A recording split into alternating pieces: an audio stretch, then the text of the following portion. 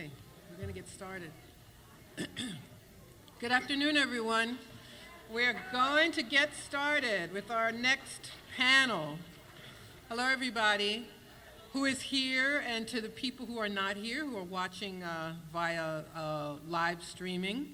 Thank you all so much for coming to this panel. Our subject is Free Political Prisoners.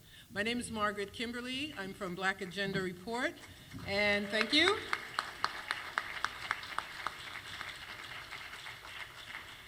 I'm also serving on the UNAC Administrative Committee.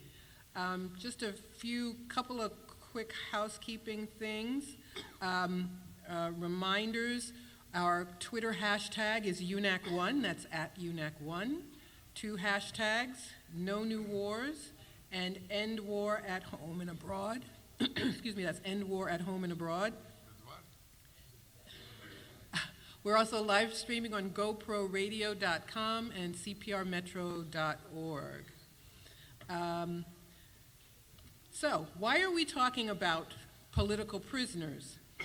It's interesting because I think the average American person would not even acknowledge that there are such people in existence. But that's not surprising. By now everyone knows, or ought to know, that the United States is the largest jailer on earth, with both the largest number of individuals incarcerated and the largest percentage of the population behind bars, with 25% of the world's prison population, but we only have 5% of the world's people.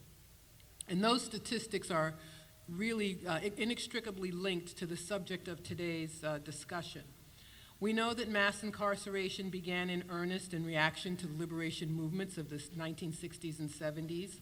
We know the war on drugs was a rationale for locking up more and more people. We know that the prison industrial complex uses incarcerated people to do more than just churn out license plates.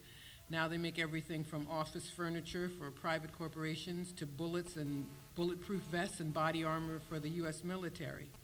But mass incarceration and our incarceration system is in itself deeply political.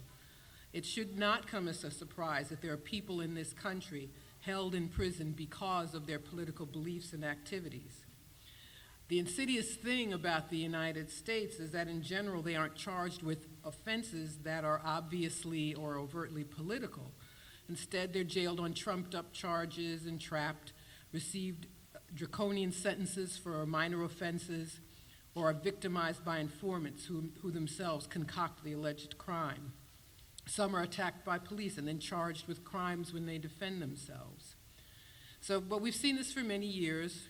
The FBI's counterintelligence program was a result of the freedom movement and the Black Panthers and others choosing to assert their right to self-defense.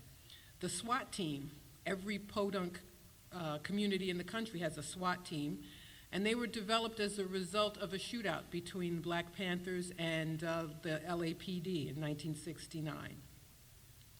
But lest we forget, this country was never friendly to the dissenter.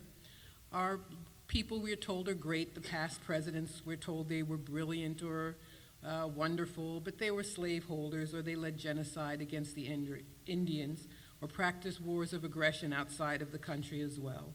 So of course there are political prisoners here, and of course their number has grown. There always is a pretext for putting and keeping people in jail. It could be the Cold War, or the Black Liberation Struggle, or an attack as happened on September 11, 2011. Now there are entirely new classes of political prisoners. George W. Bush invented the term enemy combatant in order to come up with entirely new ways to terrorize individuals, and then preemptive war, which destroyed Iraq. And his predecessor, or rather his successor, Barack Obama, has gone further. Bush claimed the right to indefinitely detain anyone who he said was an enemy combatant, but Obama actually claims the right to kill, including American citizens, and he did just that with Anwar al-Awlaki and his son. So the fight to free political prisoners is part and parcel of what we're going through now with the government, which is becoming more and more less democratic. There's nothing democratic about SWAT teams or the Patriot Act or COINTELPRO, which continues under different names. And they're part of a larger conspiracy to keep people from doing anything that allows them to truly change this system.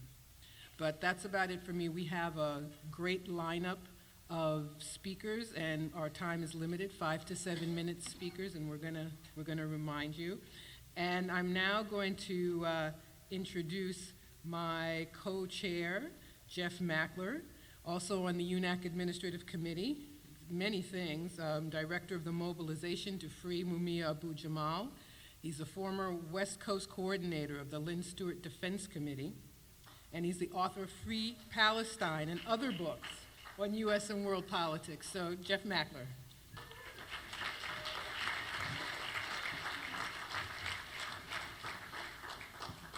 Thank you. What an honor to be here. I'm so glad Margaret pointed out that we, the government of the United States, not us, is the #1 incarcerator in the world with 7.3 million people under the jurisdiction of the criminal justice system. Half of them are in jail, incarcerated, and increasing numbers are subjected to the privatized for-profit slave labor, average 50 cents an hour prison industrial complex where they produce prime products for the Fortune 500 for free. In Georgia and Texas, they work for nothing. We have the largest number of people on death row in the world, and we are one of the few nations left that still has the death penalty.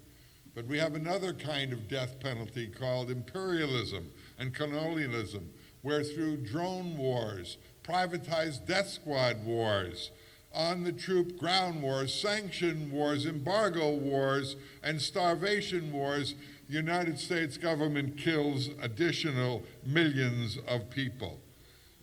In the society that we want to build, we will empty all of the prisons because everybody there is truly a political prisoner. In the society that we will build, there will be no police, CIA, drugs brought into this country in order to incarcerate people. 80% of the people in prison are there for nonviolent crimes.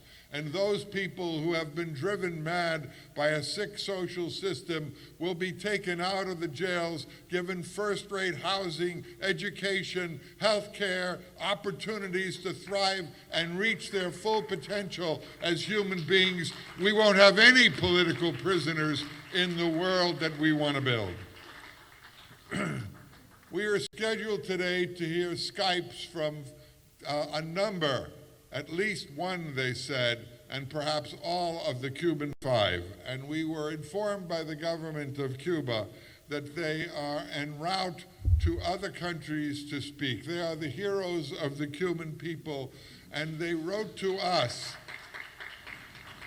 to say that UNAC deserves to have the heroes of the Cuban people here, and I heartily agree. Instead, they sent a message which I'd like to read from you from the people of Cuba.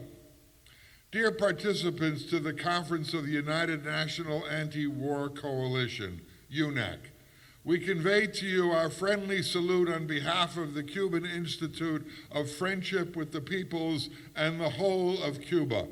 The work UNAC does in the United States in the struggle for social justice and against military interventions in other nations is a topic of utmost importance today.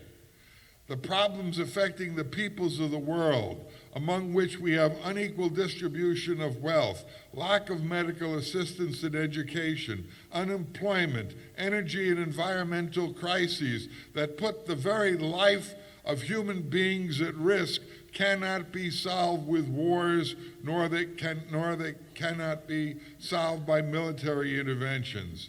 Our country, on the contrary, what is really required is the strengthening of dialogue and cooperation among nations, peoples, and governments of the world with absolute respect for international law and the free self-determination of the peoples of the world. Cuba, that has suffered military interventions, terrorist